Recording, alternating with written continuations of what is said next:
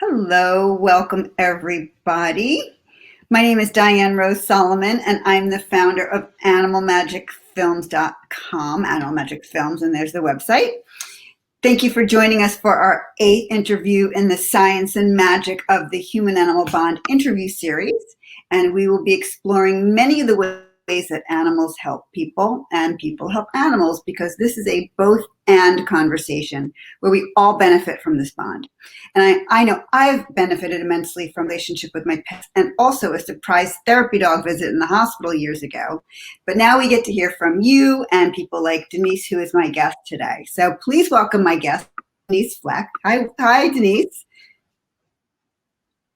Hi, Diane. It's a pleasure to be here with you. And I love what you're saying about pets helping people and people helping pets. It's so true. Well, it's so nice to see you.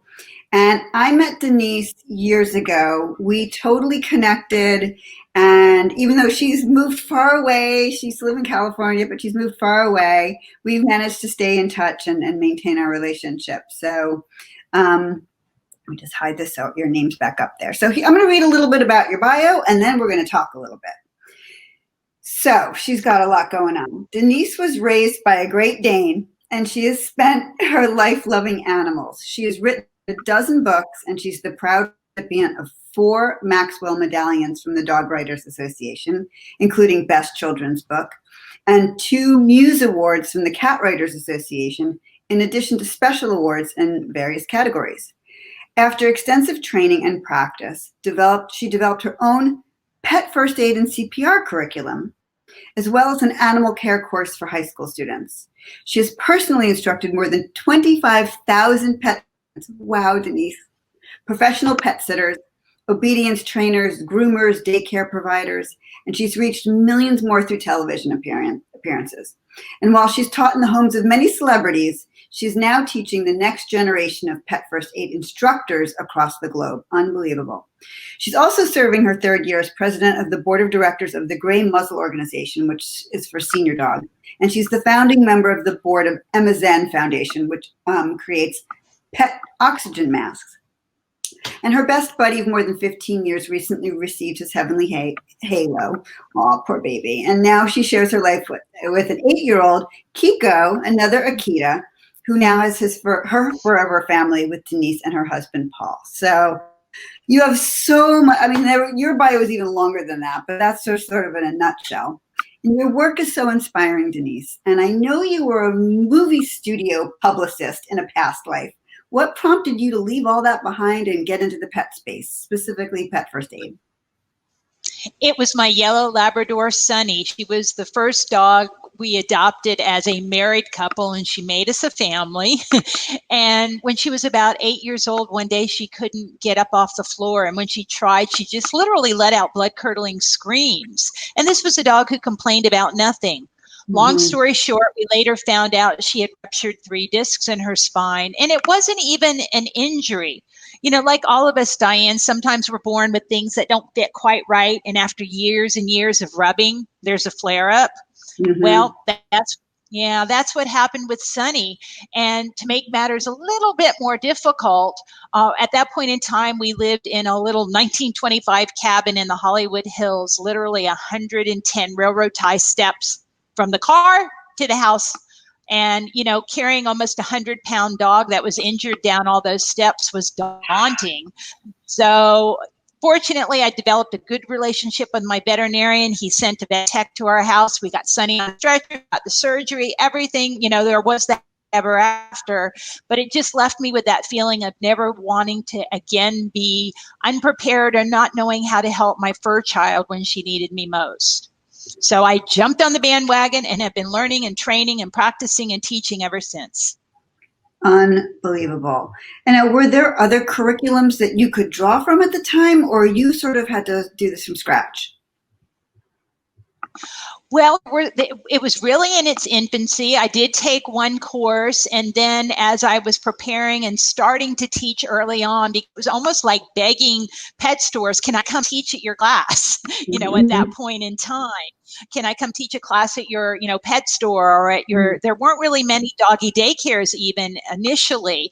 But Mm-hmm. once the word got out and I continued to train with different places, even if it was slightly off topic, if it was having to do more with rescue or disaster preparedness, all of that came together, and I started taking other classes as well and was able to develop it into what I think is a really informative class. But then I also, went off on the tangent of pet disaster preparedness and caring for senior pets and bird first aid and rabbit first aid. So, one thing just leads to another, and it's just wonderful to be able to help people and empower them to help their pets before they can get to veterinary care. Okay, and that's a really big part of it, because I have taken your class and it is really comprehensive and it's really helpful. And, it's one of these classes that you walk away thinking, how did I not know all this before? And quite frankly, I'm due for a refresher. I'm not going to lie. But, one of the things that you speak about, and you speak about in your writing, is that, you're not a veterinarian, but what you can do for your pet in between, this emergency moment and be getting to the veterinarian could be that little bit that saves their life. Can you speak about that? Exactly. I try to, take it back to us humans so we can relate to it. And if you're a parent or if you were a child, which all of us were at some point in time, you probably fell down and skinned your knee and mom or dad scooped you up, washed off that wound and put a bandage or a kiss on it. But as long as you didn't pick at the scab or it didn't become infected, that was probably the end, just them doing that initial wound treatment and watching that it healed. Mm-hmm. But when you got a little rowdier and fell off your bike or skateboard with an arm that was not only throbbing in pain, but may have been twisted in the wrong direction, they Mm-hmm. may have, grabbed a scarf out of the drawer and made a temporary sling, grabbed some frozen peas to put on it, and then they got you in the car on the way to the hospital or the, doctor to get a x-ray and a cast or a splint. So the same thing applies to our pets. Sometimes there are things where we can fix them, watch them, and make sure they get better. But other times, especially since this is a species that can't exactly tell us what's wrong, or maybe I should more correctly say we don't understand what they're trying to tell us, that we really do need to try to minimize pain and suffering and hopefully prevent further injury, because often when an animal's hurt, they'll be scurrying around more and cause more damage. So we, cover proper handling and restraint too, so that we don't hurt the pet and the pet doesn't hurt himself. And we try to stabilize them until we can get to veterinary care, because basically 9 out of 10 dogs and cats are going to experience some kind of emergency at some point in life. So we as pet parents want to know what to do before we can get them to the professionals. Yeah, and you also in your bio that you teach pet care professionals, dog sitters and pet sitters, and that's so important. I mean, our dog was attacked over the summer, and we were lucky that he was small enough and transportable and okay enough to get him to the vet, and our pet sitter was able to do it without a problem. But if it had been any worse, who knows? So. Well, exactly. And I mean, we're learning these things for our animals, but anybody that we entrust our animals in their care should know as much as we do, because, what is it? Murphy's Law. Things are going to happen, after veterinary hours when nobody else is home. And, pet sitters in particular deal with a multiple number of pets in a particular day. So if 9 out of 10 are going to have an incident, it's very likely they're going to be the one around when something happens. Yeah, no, and talk about Murphy's Law. We were 12 hours into a 16-hour ride when we got the phone call. Oh no! Anyway, So no the dog's okay. We couldn't turn around. It wasn't even an option. So, he's okay, but still, I hear what you're saying. So I want to shift a little bit, because I also want to learn about Gray Muzzle and Emma Zen, because they're really important organizations, and your heart's really been full throttle with both of them. Can you tell me about what they do? Absolutely. Gray Muzzle Organization is a nonprofit organization that gives grants to shelters and rescues across the country, literally across the globe. We've started getting some international applications for senior dog programs. So what that means is we want these shelters or rescues to have an ongoing project to help get senior dogs adopted or to help keep them in their homes. Sometimes the grants we give are used for dental work, because very often older dogs that come into shelters and rescues definitely have problems in the mouth, and that's a whole other topic as well. A clean mouth can mean a healthier pet, and it makes them more adoptable. So sometimes that's what the grants are used for. Sometimes it's for mass removal or just doing blood diagnostics, because again, if you can say this pet is basically healthy, he's older, but he's healthy, he's more adoptable. But on the other end of the scale, Diane, which is so heartwarming, is we have a lot of shelters and grants that grants go for retention, meaning people in the community happen to have an older dog. They may be older, or maybe they're not, but maybe they don't have the financial income to get whatever that dog needs to keep him healthy. And through vouchers and other programs, the grants can go to make sure that dog stays healthy and gets what he needs, because otherwise people feel, well, I can't take care of him, I'm going to have to relinquish him. And we would so much rather keep a pet in the home he has rather than to find a new home. So Gray Muzzle supplies these grants. So we're, constantly fundraising and reaching out to the public to get money, but we're also doing studies to find best practices for senior dogs. And it's really nice to know that the immediate thought when a senior dog comes into a shelter no longer is euthanasia, that people are realizing these are, loving, caring beings that still have so much life to live and love to give. And a lot of times they're just so much more fun to adopt, because you don't have to get up for, 3 potty breaks during the night. And, yeah, puppies are cute and adorable, but I think gray muzzles are adorable too. Me too.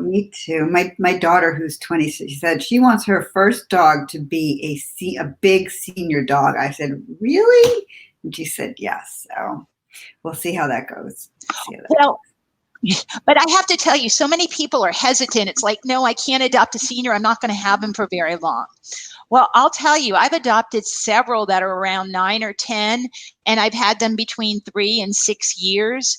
And we developed such a close bond that I feel like I've had them my whole life. And the thing is, in this life, Diane, there's no guarantees. You can adopt a puppy who has bad genes or gets in an accident or gets poisoned. So, you kind of can't think of life that way, that it's going to be a short time. It just feels so good to give a golden oldie, make those last days, weeks, months, or years just really special for that animal. I 100% agree. It breaks my heart every time I see the owner surrenders. And I feel bad for the owners, because they most likely didn't want to have to give up their pet, but they just didn't see another way. So it breaks my heart for both the animal and the people too. So tell me about Emma Zen, because that work is really important too. It is. And it's so exciting, because I had this student back in 2008, and we had never met before. I remember it was in Orange, California, and she was at the back of the room, and she was one of these that just, was so excited, had so many questions throughout. And she got really excited when I started talking about pet oxygen masks. And afterwards, we talked and connected. We got together and talked some more. We've become the dearest of friends. Her name is Deborah Jo Chiapuzio. And shortly after that class, she just took off running. She found out everything she needed to know about starting a nonprofit, named it Emma Zen Foundation after her Great Dane Labrador. Wow. And she has supplied, I think it's 4,000 or 5,000 now, oxygen mask kits to first responders around the country. And I know there are other companies that do them, and they may have all of their ducks in a row too, but I will say Deborah Jo has found out how you have to do this, because so many times well-meaning people will just donate or give a mask set to a fire department. And if all of the engines in the fire department don't have the same equipment, that equipment is just going to hang in the office. That makes sense.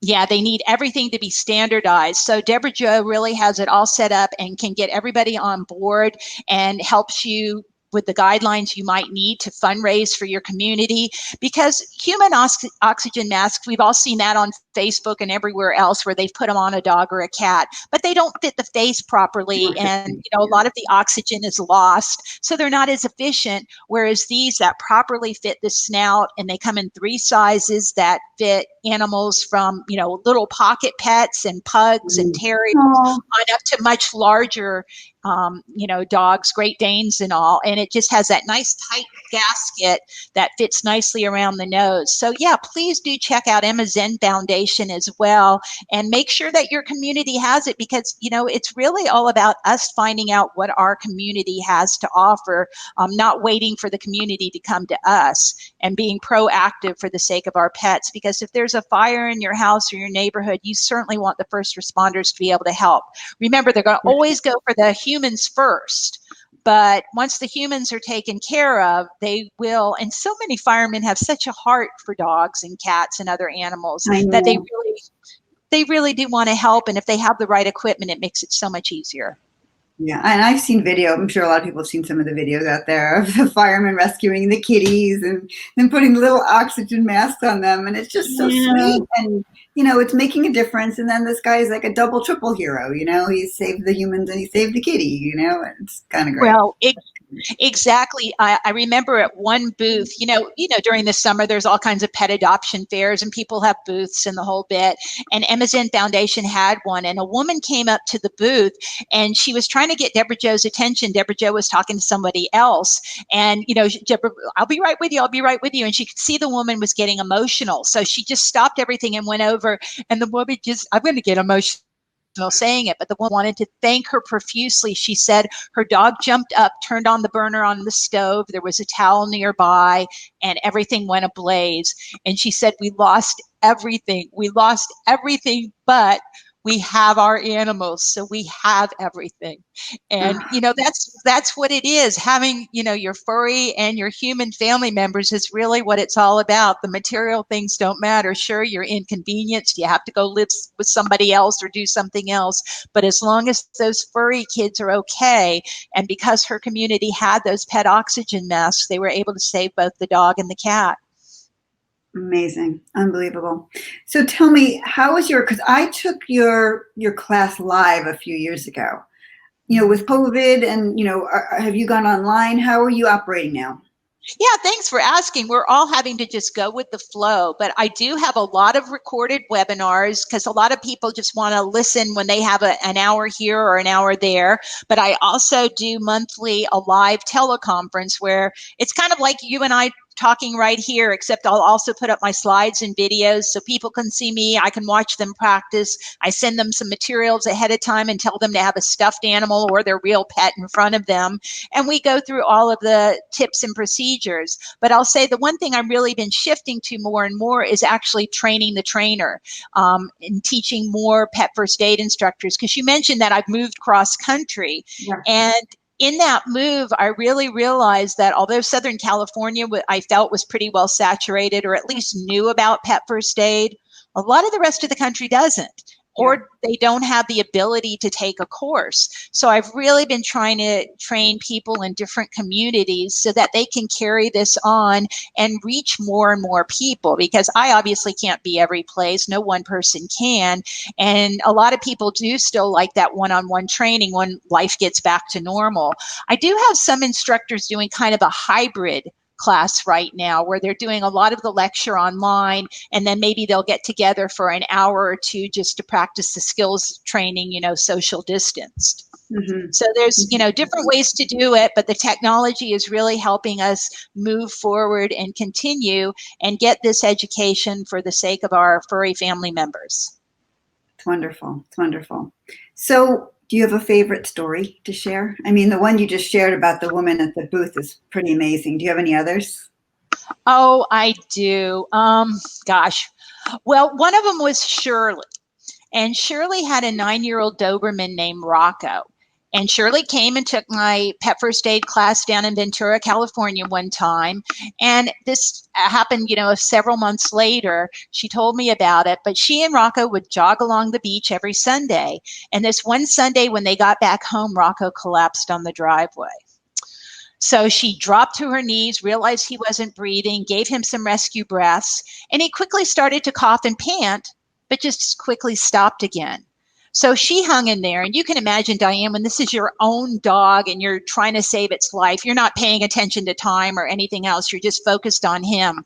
But she thinks she actually gave breaths and compressions for about 3 minutes. Mhm. Rocco came alert, got to his feet slowly. So she just quickly put him right back in the car, went to the emergency center. They kept him there for the day. But that evening, he was able to come home on medication. They diagnosed him with a heart murmur. Wow. And yeah, but then Shirley just, after the events of the day, the drama, collapsed in her chair watching TV. And out of the corner of her eye, she saw Rocco prancing up and down the hallway with a pair of her socks in his mouth, having the time of his life, just tossing them in the air. This was a dog she could have lost that morning if she didn't know what to He was do. playing. And he at age 9, he went on to live, I think, 3 more years after that. So they were able to create many, many more memories together. And just Amazing.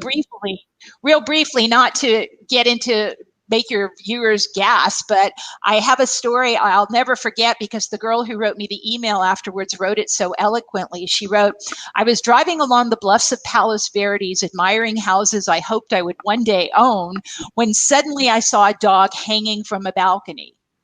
She said she slammed on the brakes, went running to the front door, knock, knock, knock. The woman answered, and she had no idea. She'd put her little dog out on his leash on the balcony, but apparently he saw something or scrambled over the edge.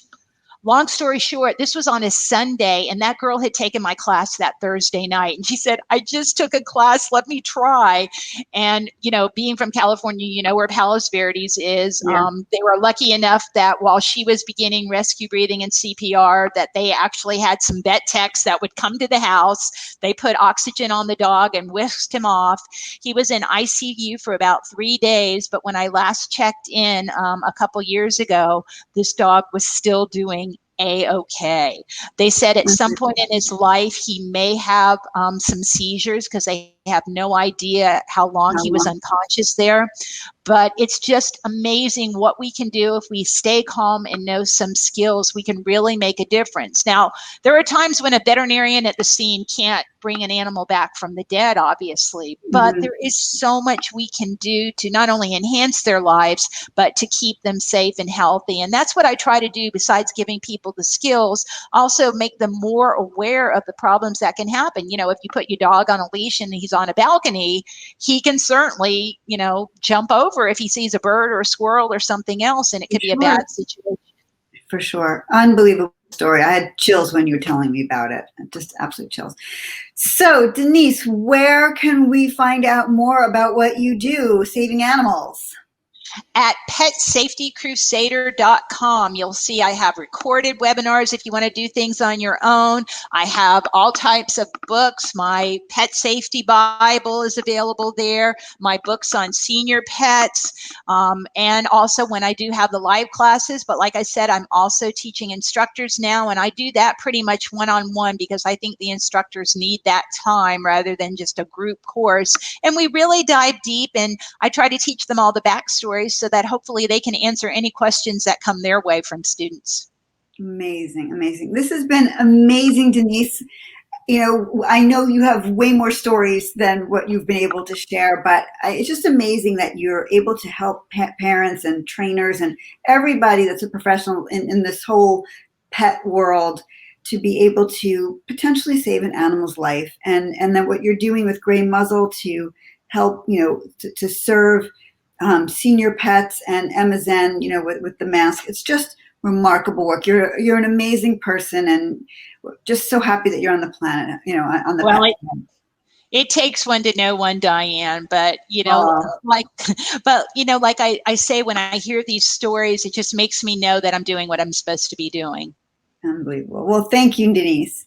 My pleasure. Thank you. So before we go, just a few quick announcements.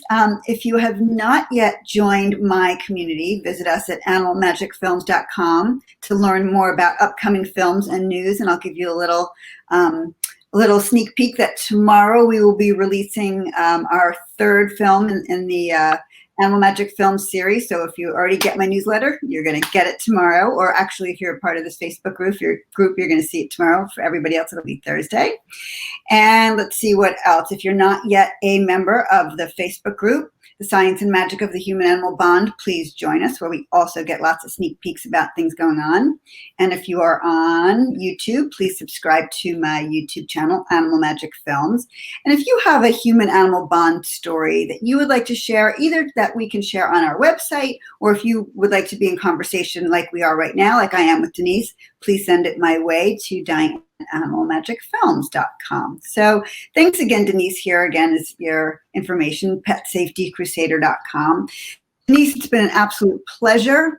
Thank you, everybody, for spending time with us today. This is our last interview for 2020. Have a wonderful, safe, and healthy holiday, and we will see you back here in the beginning of January 2021.